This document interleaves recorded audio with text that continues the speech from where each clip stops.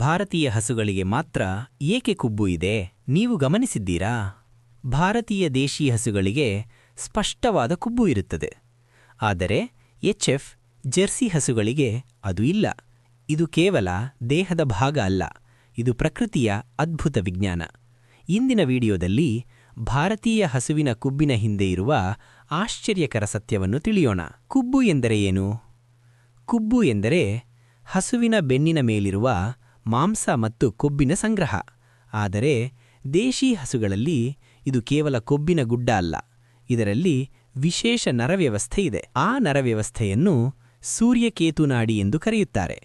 ಈ ನಾಡಿ ಸೂರ್ಯನ ಶಕ್ತಿಯನ್ನು ಹೀರಿಕೊಂಡು ಹಸುವಿನ ದೇಹಕ್ಕೆ ಶಕ್ತಿಯಾಗಿ ಪರಿವರ್ತಿಸುತ್ತದೆ.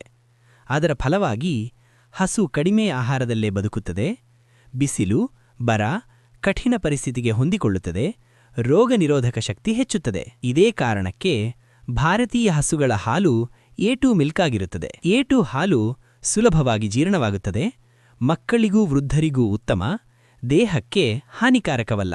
ಎಚ್ಎಫ್ ಮತ್ತು ಜೆರ್ಸಿ ಹಸುಗಳಲ್ಲಿ ಕೊಬ್ಬು ಇಲ್ಲ, ಅದಕ್ಕೆ ಅದರಲ್ಲಿ A1 ಹಾಲು ಇರುತ್ತದೆ. ಎಚ್ಎಫ್ ಹಸುಗಳು ತಕ್ಷಣ ಕುಗ್ಗುತ್ತವೆ, ಆದರೆ ದೇಶೀ ಹಸುಗಳು ಶಾಂತವಾಗಿರುತ್ತವೆ, ಏಕೆಂದರೆ ಕೊಬ್ಬು ದೇಹದ ಉಷ್ಣವನ್ನು ಹೀರಿಕೊಳ್ಳುತ್ತದೆ, ಒಳಗಿನ ಅಂಗಗಳನ್ನು ರಕ್ಷಿಸುತ್ತದೆ, ಹಸು ಹೆಚ್ಚು ನೀರು ಕುಡಿಯದೇ ಬದುಕುತ್ತದೆ. ಯಾಕೆ ನಮ್ಮ ದೇಶೀಯ ಹಸು ತುಂಬಾ ವಿಶೇಷ?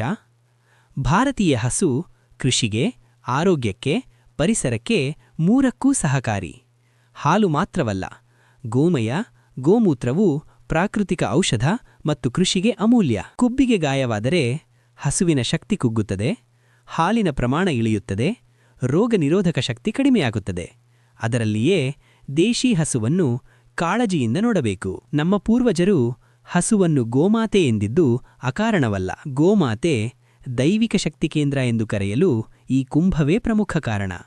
ಅದರಲ್ಲಿಯೇ 33 ಕೋಟಿ ದೇವತೆಗಳು ವಾಸಿಸುತ್ತವೆ ಎಂಬ ಭಕ್ತಿಯ ನಂಬಿಕೆ ಕೂಡ ಇದೆ. ಹಸುವಿನ ಕುಂಭಕ್ಕೆ ಸ್ಪರ್ಶಿಸಿದರೆ ಮನಸ್ಸಿಗೆ ಶಾಂತಿ, ನಕಾರಾತ್ಮಕ ಶಕ್ತಿಗಳ ನಿವಾರಣೆ, ಧನಾತ್ಮಕ ಆಧ್ಯಾತ್ಮಿಕ ಕಂಪನ ಎಂಬ ಆಶೀರ್ವಾದ ದೊರಕುತ್ತದೆ ಎಂದು ಹಿರಿಯರು ಹೇಳುತ್ತಾರೆ. ಆದ್ದರಿಂದಲೇ ಗೋಸೇವೆ ಕೇವಲ ಸೇವೆಯಲ್ಲ, ಅದು ಪೂಜೆ, ಸಾಧನೆ ಮತ್ತು ಧರ್ಮದ ಮಾರ್ಗವಾಗಿದೆ. ಭಾರತೀಯ ಹಸು ವಿಜ್ಞಾನ ಪ್ಲಸ್ ಪ್ರಕೃತಿ ಜೀವಂತ ಉದಾಹರಣೆ. ಈ ಮಾಹಿತಿ ನಿಮಗೆ ಉಪಯುಕ್ತವಾದರೆ ಲೈಕ್ ಮಾಡಿ, ಸಬ್ಸ್ಕ್ರೈಬ್ ಮಾಡಿ. ಇನ್ನಷ್ಟು ದೇಶೀ ಹಸುಗಳ ರಹಸ್ಯ ವಿಡಿಯೋಗಳಿಗಾಗಿ